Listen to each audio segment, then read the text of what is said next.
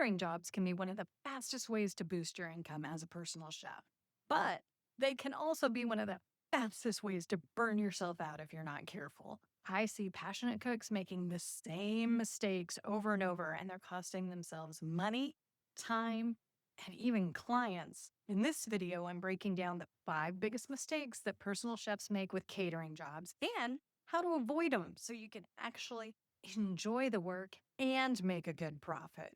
Hey there, Chef Shelly here. I help passionate cooks start a personal chef business so you can actually get paid to do what you love, cook on your own terms.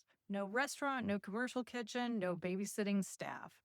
And today we're going to dive deep into catering, holiday dinners, cocktail parties, small events, because done right, these jobs can be fun and very profitable. But done wrong, they will make you swear off catering forever. Stick around to the end because I've got a bonus tip that shows you how to turn a single catering job into repeat yearly clients.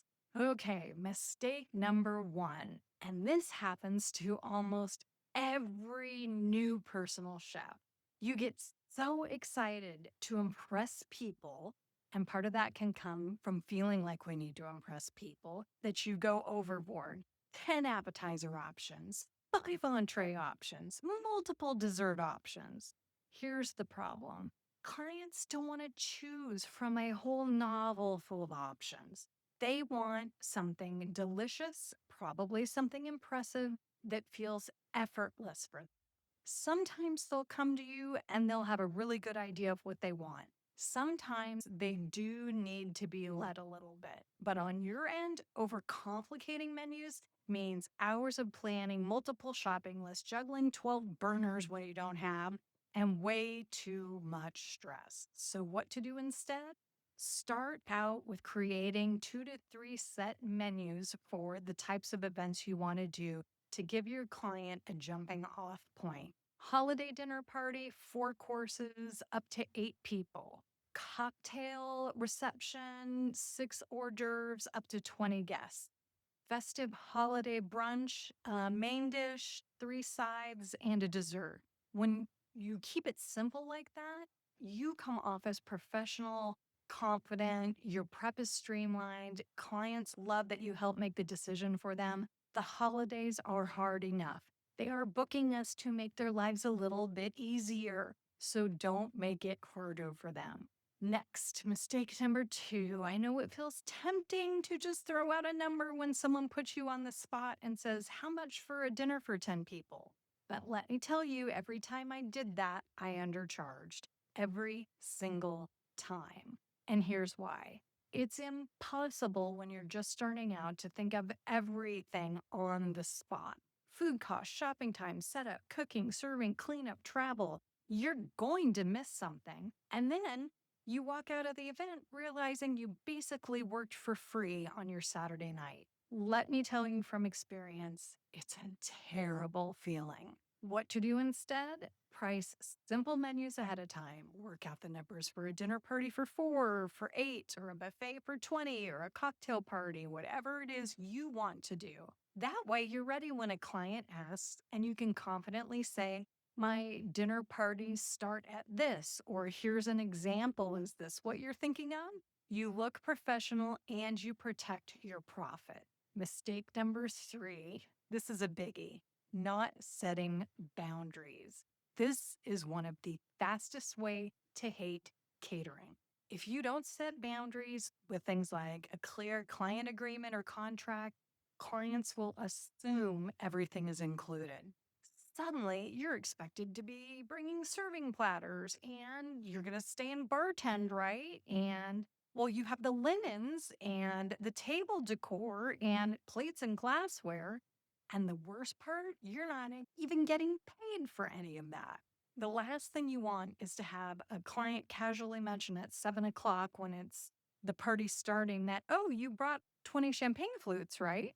Nope, it's not a part of the deal unless it's in the contract that you both see ahead of time. Always have a written agreement that spells out things like the guest count, the exact menu, what is included from you, what's not included for you, if that's things like rentals, alcohol, extra servers. This makes you look professional and it avoids awkward conversations where you feel like the bad guy for saying no, or the client is feeling like they're getting nickel and dimed for everything right before the event. Mistake number 4.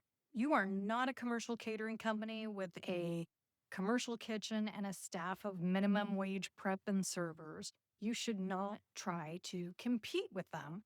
I've seen chefs panic when a potential client says, "Well, I had a caterer quote me $12 a person," and they want you to match it. And then the personal chef tries to match. Here's the thing, that client is just not for you. They want a bulk food experience one step up from getting trays from Costco. And that's okay, but that's not hiring a personal chef. What you need to do instead is position yourself as a premium option. You're offering a chef experience in someone's home. You're plating dishes, you're customizing a menu with them for what they want, you're giving one on one service. That is not the same as a $12 buffet line. So don't lower your rates. Let those clients go. Bless and release. Your people are the ones who value the difference and will happily pay for it. Mistake number 5, overbooking yourself. This one can hit hardest at the holidays. You're so excited that people want to book you and so excited to make a lot of money that you just say yes to everything. And then suddenly you're running from one event to the next. You're exhausted, a little grumpy. You're starting to make mistakes and miss small details, and you're questioning why you even wanted to do this in the first place. What you need to do instead, when this video is being published, it's October. There's still plenty of time. Decide now, how many events do you want to do this holiday season? And then stick to it. For me, that number was never more than 4. That's it.